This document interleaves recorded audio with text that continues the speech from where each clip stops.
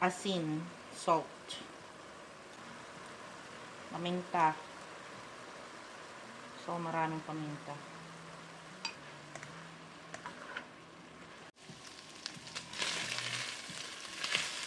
Yan, napiprito na siya.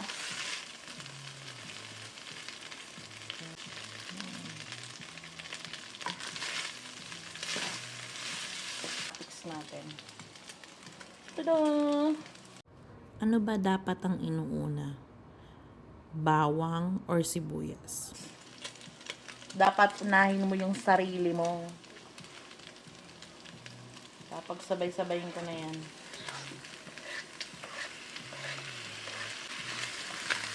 Hahalo-haloin lang. Mag-crack lang tayo ng 5 itlog ni Clint. Scramble and scramble. Okay na yan. Balik tayo dito.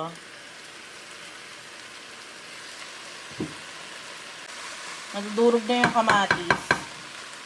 Malambot na yung kamatis. Maglalagay tayo ng tomato powder. Tomato powder. 2, 3. Gusto ko makulay ang gulay. So, yung baboy ko hindi nagmantika kasi mas marami yung laman kaysa sa taba. So, kailangan kong maglagay ng mantika mamaya pag ilalagay ko na yung itlog. Gets mo? Bango.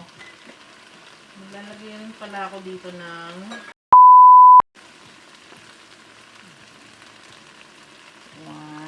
to. Ano yan? Hinaan ko pa yung apoy. Maglalagay ako ng konting tubig. Maglalagay na ako ng mantika.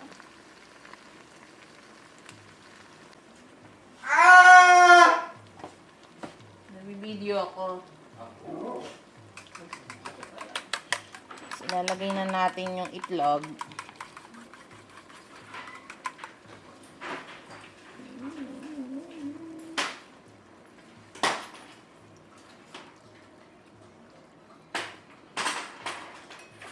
Tatakloban natin. Lulutuin lang hanggang maluto yung eggnog. I'll change my mind. Mukhang mas magugustuhan ng asawa ko kapag naglagay ako ng anghang. Maglalagay lang ako ng konti. Actually, kapag ganyan na yung itsura, gusto ko siyang haluin ng konti. Ayan.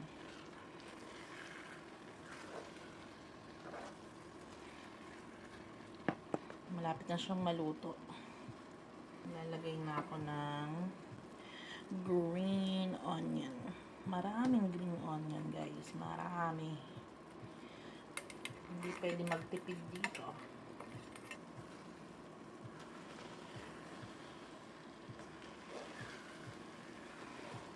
Para maluto na siya.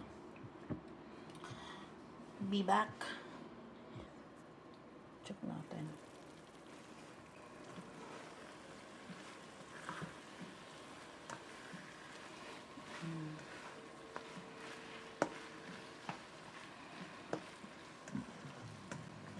So, ito-turn up ko yung apoy.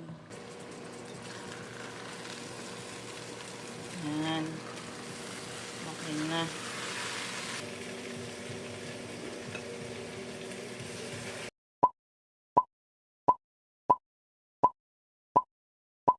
So, magdadagdag tayo ng flavor at saka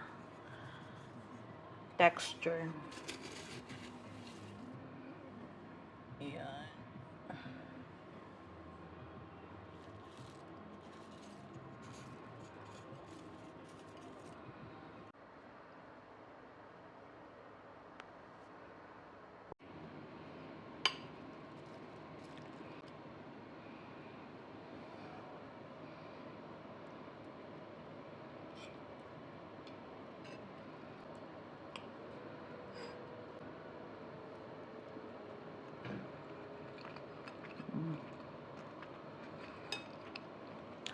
Yummy.